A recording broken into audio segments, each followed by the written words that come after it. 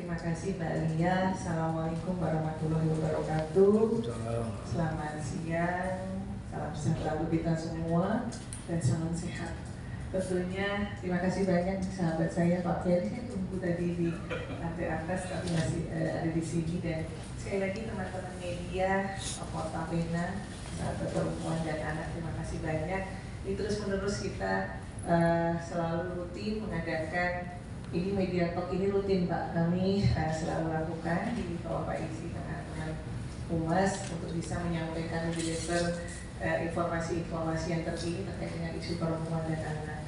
Tentunya Mbak Lia, saya menambahkan saja karena tadi Pak Ferry sudah sangat luar biasa, sudah sangat komprehensif menceritakan sampai sejarah, fakta, data, kemudian apa yang sudah dilakukan, kemudian juga apa yang kita harapkan dari momentum yang setiap tahunnya selalu menjadi refleksi bagi kita semua, begitu ya.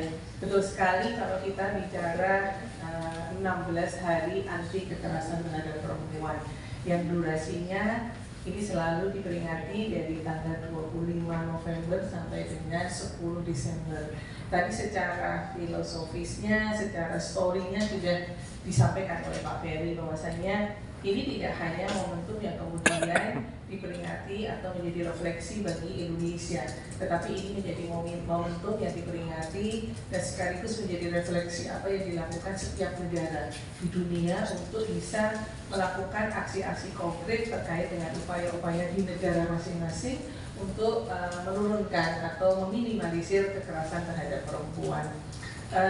Ini juga memiliki sejarah yang panjang di Indonesia dan di internasional karena memang tanggal 10 Desember tadi seperti kita ketahui ini menjadi Hari Hak Asasi Manusia Internasional sekaligus deklarasi DUHAM yang menjadi deklarasi Universal Human Rights Internasional di PBB. Dan setiap tahunnya kami sangat ini menjadi sebuah momentum karena selalu di endingnya ini akan dikaitkan dengan sebuah momentum yang juga merefleksikan penghormatan kepada sosok seorang ibu 22 Desember Hari Ibu. Jadi setiap kali kami memulai kegiatan-kegiatan yang terkait untuk rangkaian peringatan Hari Ibu, selalu ini kami sinergikan, selalu kami kolaborasikan dengan 16 hari yang ini juga sekaligus mengingatkan pada kita semua bahwasanya apa yang sudah dilakukan oleh negara, kolaborasi seperti apa yang dilakukan oleh semua unsur, tidak hanya negara government to government, tetapi bagaimana sejatinya membangun partnership, kemitraan yang lebih dalam, lebih detail, karena kita memang Indonesia masih dihadapkan pada situasi ketika bicara isu perempuan dan anak, tantangan terbesar saat ini dan ke depan itu adalah persoalan masih tingginya kekerasan terhadap perempuan dan anak. Saya sedikit juga menambahkan bahwasanya komitmen negara, komitmen pemerintah untuk bisa menjadikan baseline terkait dengan kasus kekerasan atau prevalensi kekerasan terhadap perempuan ini tidak hanya nanti diselesaikan oleh satu kementerian, tetapi ini akan menjadi kerja multi pihak, kerja semua sektor, kerja-kerja pentahelix. Untuk itu, supaya kita memiliki data yang akurat, data yang valid, sejatinya sejak tahun 2016 yang lalu kita sudah menginisiasi, pemerintah sejatinya sudah menginisiasi satu survei. Teman-teman media, mungkin teman-teman kami sahabat Porta Pena sudah selalu kami ingatkan ini bahwa kami memiliki survei pengalaman hidup perempuan anak, survei pengalaman hidup perempuan nasional dan survei nasional pengalaman hidup anak dan remaja. Ini yang selalu kita lakukan sebagai baseline untuk mengukur sejatinya intervensi baik itu policy, penguatan kelembagaan, penguatan jejaring sejauh mana berdampak pada penurunan prevalensi kekerasan terhadap perempuan dan anak. Selama 3 periode, hitungannya 2016, kemudian 2021, 5 tahunan. Survei ini dilakukan setiap 5 tahun, namun melihat urgensi sejak tahun 2021 ini tidak lagi 5 tahun, tetapi kemudian menjadi 3 tahun. 2024 yang baru saja kami rilis. Dari 3 pelaksanaan survei, ya trennya menurun, prevalensinya menurun. Untuk kekerasan terhadap perempuan menurun.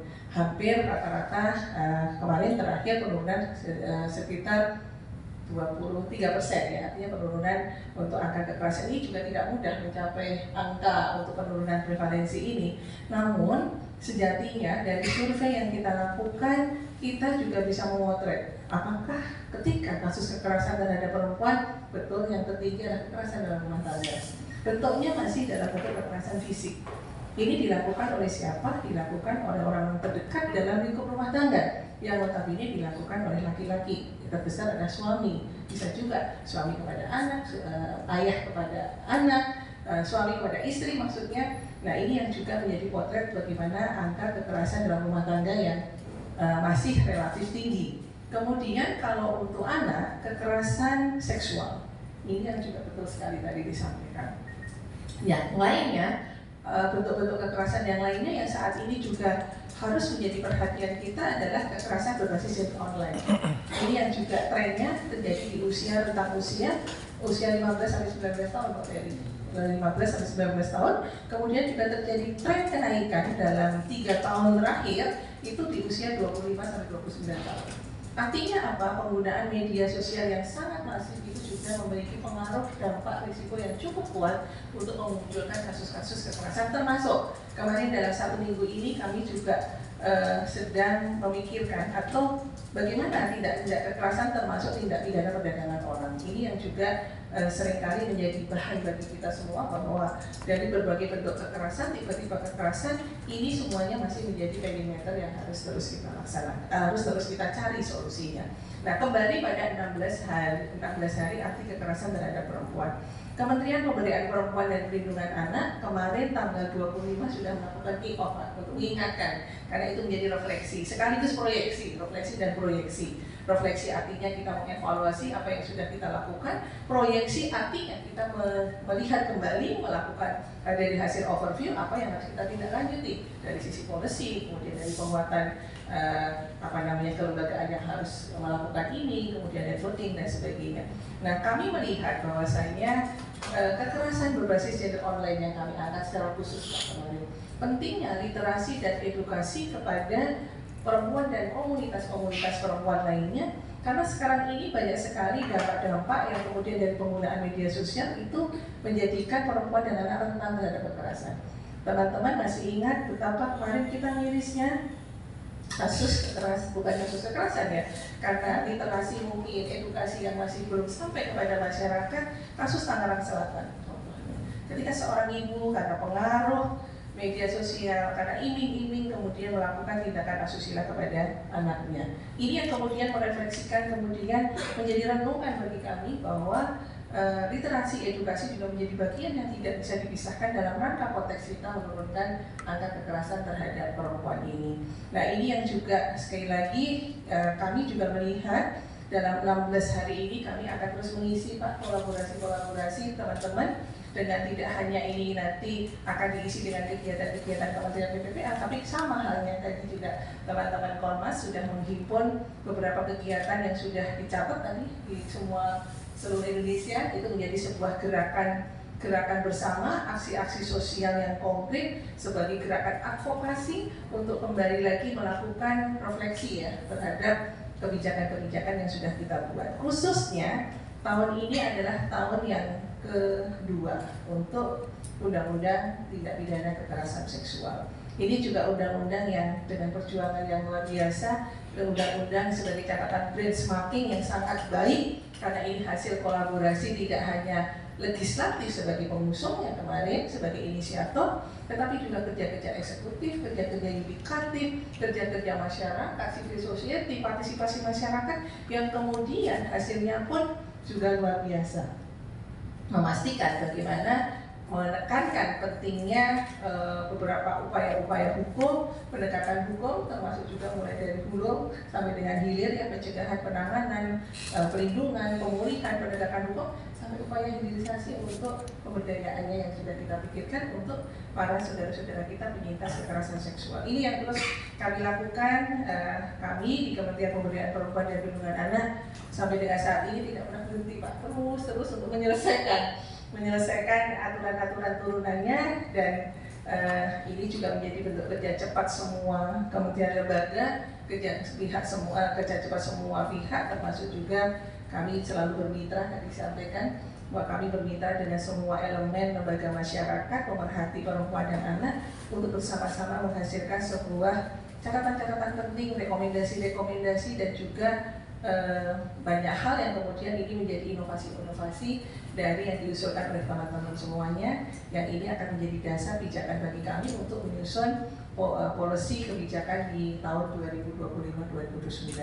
Ini juga alhamdulillah sejalan dengan apa yang menjadi cita dari Bapak Presiden dan Bapak Wakil Presiden, dan endingnya kita dihadapkan 2030 untuk pencapaian SDGs, 2045 untuk pencapaian Indonesia Emas 2045.